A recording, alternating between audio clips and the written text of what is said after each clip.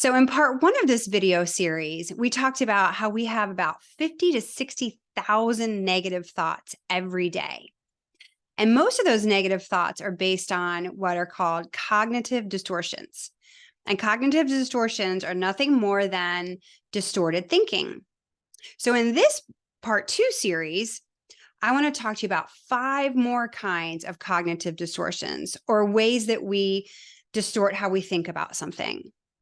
So, hi, I'm Ashton. I'm a licensed psychotherapist and I specialize working with highly sensitive people. But don't worry, if you're not an HSP or a highly sensitive person, I think you'll find these tips valuable too. So, let's jump right in. So, the first cognitive distortion I want to talk to you about today is called catastrophizing. You might have heard about this one. I like to call it the Chicken Little syndrome. You know, Chicken Little, where the sky is always falling. So, I'll tell you a story about a patient of mine the other day. So in session, he said, I got into this fight with my wife. It was over something pretty minor. And I also had a run in with my daughter. And my boss had something not particularly favorable to share with me. And he said, I'm just not managing my life. I just feel like I can't manage my life. So he was catastrophizing. He took a couple of minor incidents of one day and catastrophized his whole life. Now he's not managing his life. So that's an example of catastrophizing. Drop a comment below if you have an example of catastrophizing. You don't have to tell us what it is. Maybe you just give a thumbs up or say, yep, me too. Okay, second cognitive distortion I want to talk to you about today is labeling.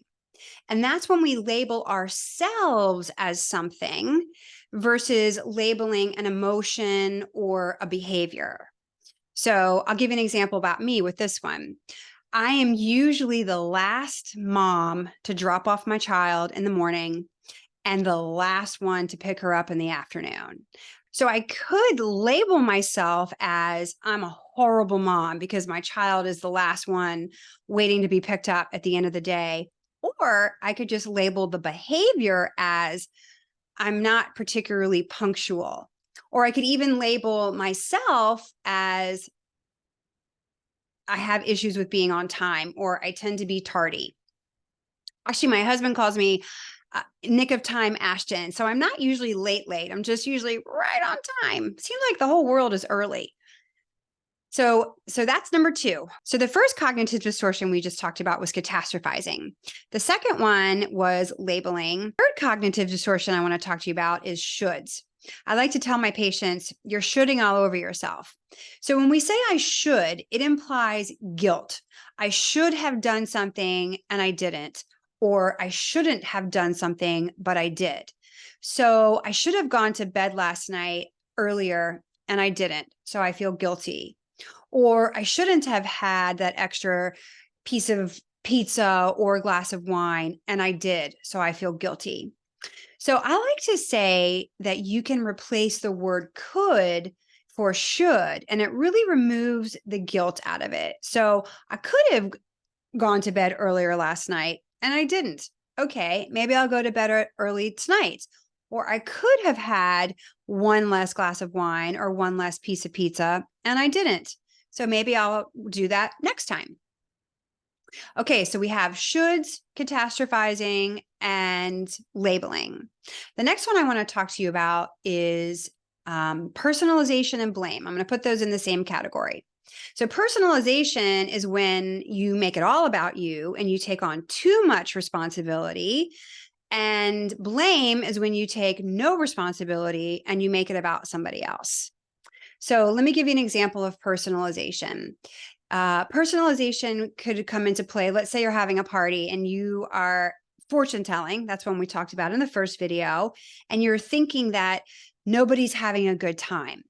So if you were to personalize that, you would say to yourself or think to yourself, nobody's having a good time and it's all my fault.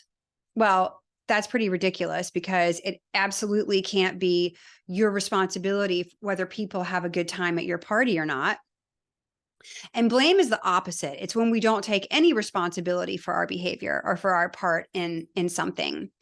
And I'm sure we all are pretty familiar with that one. So my 6-year-old is really good at blaming. She might blame me or my husband if she loses a board game or something. And so when it's an example like that with your 6-year-old, and it's just so blatantly obvious that it's blame, we can laugh about it. But if it's in an intimate relationship with your partner, or let's say a best friend or a family member, and you're being blamed, it really doesn't feel good. So we really want to take responsibility for our part in anything, not too much responsibility, but also no responsibility. So if you are finding value in these tips, consider subscribing or hitting like. It really does help this information reach more people. Okay, so let's jump into the last cognitive distortion that I want to talk to you about today. And that is emotional reasoning. And that's when we think that our emotions are actually the way it is. So this came into play yesterday for me. We went to a water park and we went up to the tippy top of one of the tallest rides. And as we were going, the higher and higher we got, the more nervous and more nervous I got. And my daughter too was saying, I'm scared, I'm scared, I'm scared. And so emotional reasoning in this example would be, I'm nervous or I'm afraid about this, therefore it must not be safe or it must be dangerous. You could look at people who are afraid to fly as well. Like, I'm afraid to fly, so therefore flying is dangerous. So listen, of course, sometimes flying is dangerous, or even a ride at a water park or an amusement park, but typically that's not the case.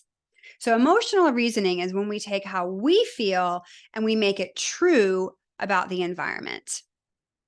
So those are your 5 cognitive distortions for today. And in part 3 of this series, I'm going to teach you about what in the heck to do with these cognitive distortions. So we'll jump into some tips and some tools, how you can rewire your thinking so that you can feel better and be happier and have a more joyful life. So remember, when you understand your sensitivity, you too can claim it as your greatest asset.